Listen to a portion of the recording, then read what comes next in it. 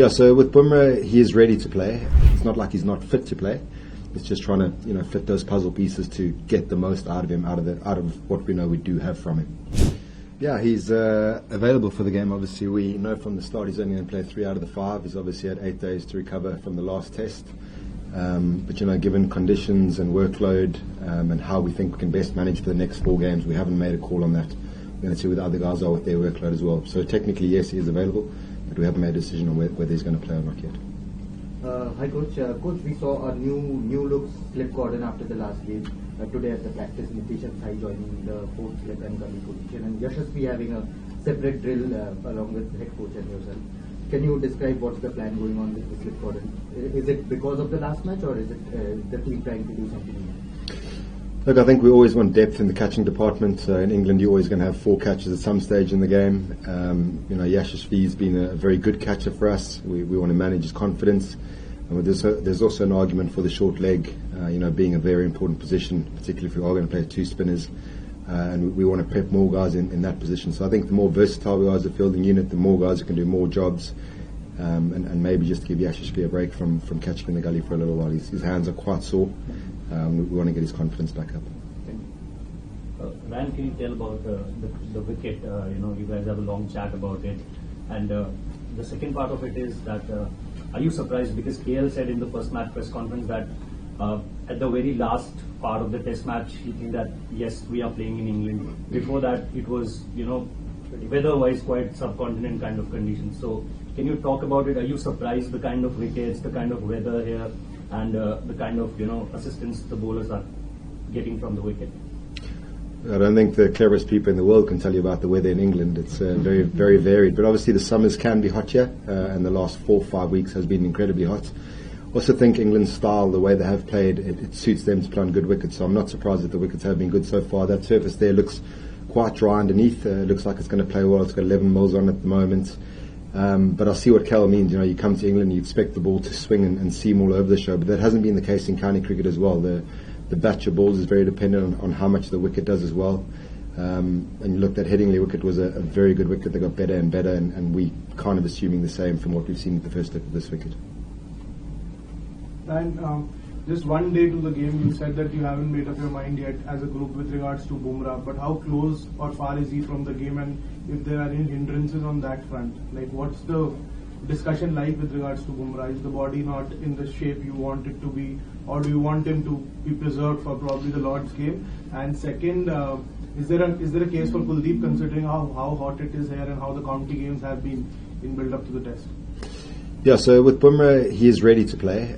So like I said in the very first question, it's how we manage these 4 tests. So if we feel like there's value in playing him in this test, we'll make that call at the very last minute. But I'm talking about whether how the pitch is going to play. Are we better off holding him back for Lords and maybe Manchester or the Oval?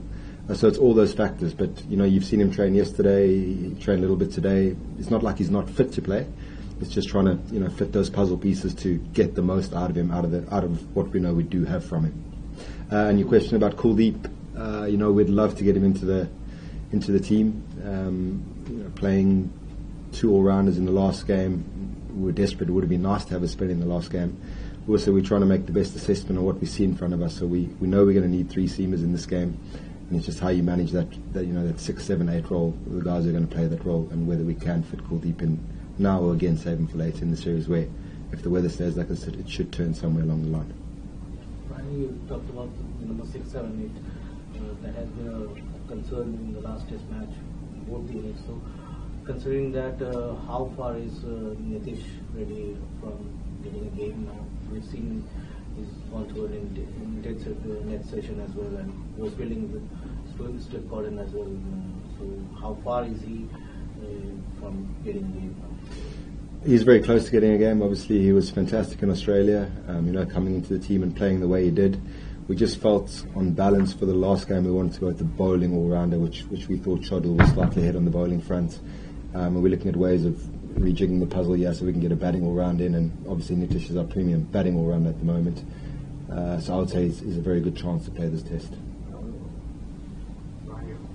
During the next session, we saw a few bowlers holding a half dead ball and a half white ball. Can you just tell us something about that and the loss we can decide? Yeah, it's not a new contraption. All the ball manufacturers make those balls. When we talk about detoxing the bowlers, just getting the very basics right, and that's the easiest way to give you an indication. You know, guys have come out of a long IPL season and the filthy habits of that cricket. We don't want that creeping into red ball cricket, into Test cricket. So Morne and the bowlers just use that tool just to make sure the basic fundamentals are in place. We've been using it for the last 2 weeks. It's not a new thing. How disappointing was it in the last game? How important is it to not make the major reactions and just keep the great strategy? It's very important. I think for everyone, you don't mind being totally outplayed in a Test match and you lose. We felt like we exhausted everything. We felt like we were really good in the majority of those sessions. But unfortunately, the 2 sessions that we lost really, really badly. So, we feel like we played 4 days of good cricket and we've lost that game in the end. So we're not going to get too down on it. But it's absolutely imperative that we stay focused on the whole goal of the 5 games and there's 4 to go. And we just need to be at our best and give ourselves the best chance to win a Test match here this week. Ryan, ever since the start of Australia tour, given you all don't have a proper bowling all-rounder, you have kind of juggled batting depth as against trying to go for 20 wickets. Is it like after the last Test, wickets still fell in the long run? How close are you, or have you discussed just going in with 4 tail-enders and just going all out for 20 wickets? We have. And when you're 430 for 3, it's absolutely fine. But when you're 200 for 5, it's a very different ball game. So in terms of managing the strategy there, we're looking at each bowler individually, feeling what we feel they can get wickets wise, and then it's just trying to balance up and trying to calculate as best you can what the best chance of getting into the Test match. But like you say, you need 20 wickets. So the attacking party is obviously finding someone who can get wickets as well, and we're grappling with that. We don't stop talking about that. We're trying to figure it out. Last few. Ryan, you must have had a look at the wicket. What's the wicket like? And is there a possibility to play 2 spinners on this track? Yeah, it's a great question. There's a very strong chance of playing 2 spinners. It's just which 2 we play, and that goes back to the previous question about juggling the batting depth. All 3 spinners are bowling very nicely. Washi's batting very nicely. So it's just which combination do we go with, the all-rounder spinner or the out-and-out spinner? And obviously you have to play the bowling all-rounder again. So there's so many different variables. The wicket's got 11 mils on at the moment, 11 or 12, I can't remember which of the 2, but it's quite grassy and patchy. It's quite dry underneath. But there's also rain forecast for Wednesday. So again, trying to weigh up the 2 options of how we want to go attacking wise. But I'm pretty sure 2 spinners will play in this Test. Last two. Ryan, 1-1, anything is possible. We know how close the teams are because of Headingley was a really close Test match. So 1-1, anything is possible. 2-0, it's a long way back. In that sense, is it tempting just to play Jasprit Bumrah because of the difference it might make to the stage of the sense of the series? It is, but we also feel we can go 1-1 or keep the score at 1-0 without Jasprit, and then again that's putting the eggs in the back end of the series where we're going to need him at some stage as well. You've got to decide when you're going to play your strongest suits, and that's what I was talking about the weather and all that. But we feel that whatever we put out there, we can compete in this Test match, and we came pretty close without Jasprit in the second innings, as in he didn't get any wickets. But you can't win the Test series with just one bowler in any case, and the bowlers are very well aware of that. They need to chip in with wickets. So, sorry, I can't give you a more firm answer. But yeah, we'll work out in the next 40 or 24 hours how we're going to manage Jasprit. Final question. So in terms of Steve getting a game here for a little bit of left-arm variety in the team attack? There is. I think I've said yes to every single plan.